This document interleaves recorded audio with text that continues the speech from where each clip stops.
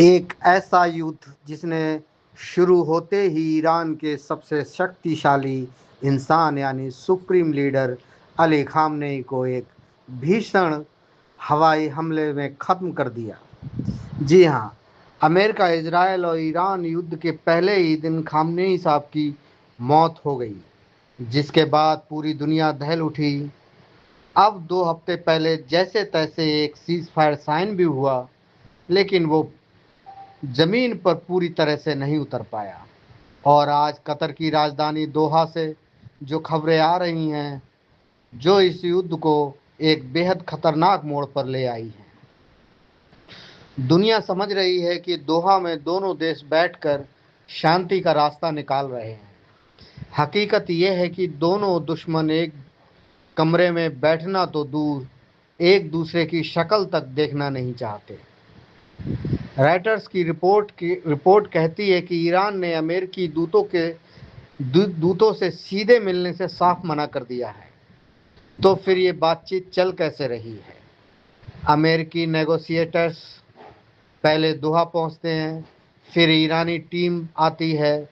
Qatar के मध्यस्थ बीच में रहकर एक कमरे से दूसरे कमरे तक संदेश पहुंचा रहे हैं, जिसे टेक्निकल टॉक्स कहा जा रहा है।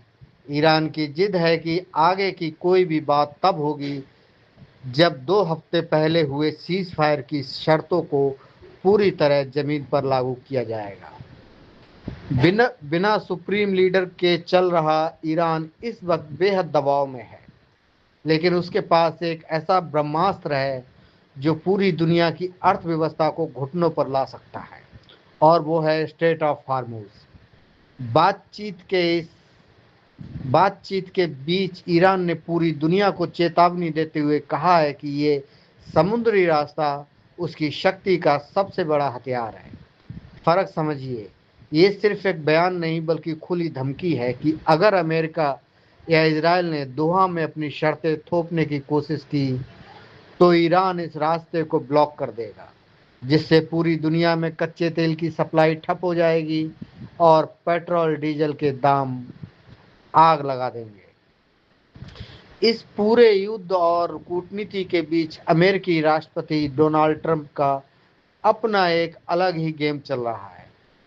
एसोसिएट्स प्रेस की एक हालिया रिपोर्ट से खुलासा हुआ है कि ट्रंप ने पिछले साल क्रिप्टो बिजनेस से करीब 1.2 बिलियन डॉलर यानी लगभग 10,000 करोड़ रुपए कमाए हैं। जहां एक तरफ अमेरिकी प्रशासन ईरान से जुड़े क्रिप्टो वॉलेट्स पर कड़े प्रतिबंध लगा रहा है, वहीं खुद अमेरिकी राष्ट्रपति के तार इस डिजिटल करेंसी की दुनिया से इतने गहरे जुड़े हैं। कूटनीति के इस खेल में कौन सा देश किस फायदे के लिए चाल चल रहा है, ये समझना बेहद जरूरी है।